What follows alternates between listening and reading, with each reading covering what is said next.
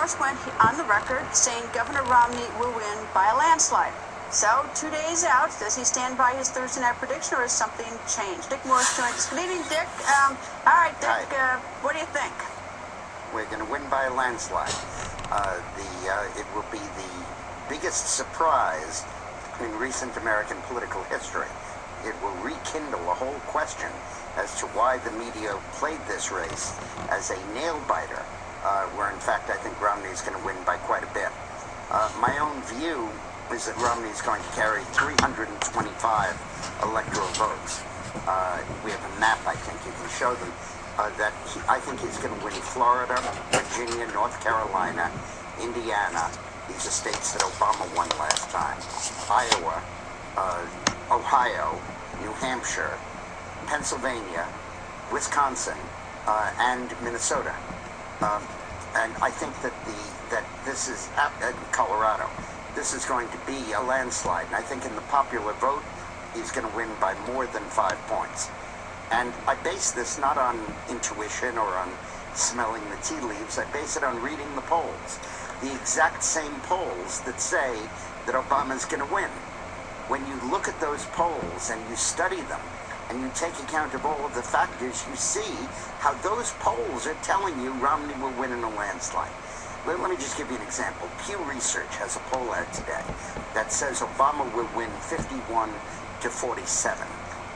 3 points, 50 to 47. And, okay, 50 to 47. Then you look at their sample, and they have 4 points more Democrats than Republicans. Well, Gallup, which has done the definitive study on party ID in the last week with over 4,000 interviews, says that it should be 3 points more Republicans. I wonder what's going to happen so that poll is 7 points wrong. This guy so as a Romney's going to lose by 3. commentator. He's going to win by 4. And then on top of that, in Pew's own data, they say that Romney voters There was a time that Dick Morty was something, but lately he's just like Donald Trump. 3 points. Add that on top of it, and you've got Romney winning by 7. And then we all know that the undecided vote always breaks against the incumbent. How interesting. 7 or 8 points of undecided after you move those numbers around. Split them 2 to 1. You have Romney winning by 8 or 9 points.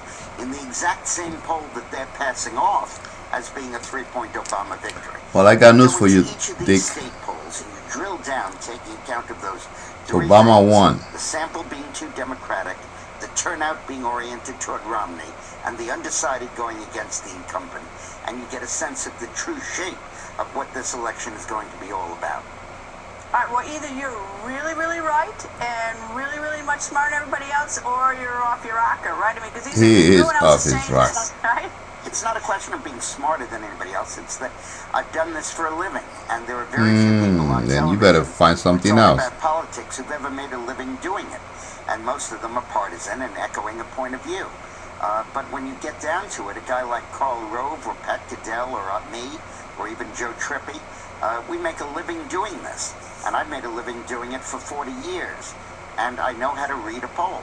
And this is how you read the poll, and that's what this poll says. Wow. So you're going to see it on Election Day. Well, it's interesting you put Pennsylvania it's as election a day win, today. For Governor Romney, and I think it's interesting. President Clinton is headed there, I think, tomorrow. That would be a big surprise, would it not be? I mean, that would shock most people if Pennsylvania went to the Republicans.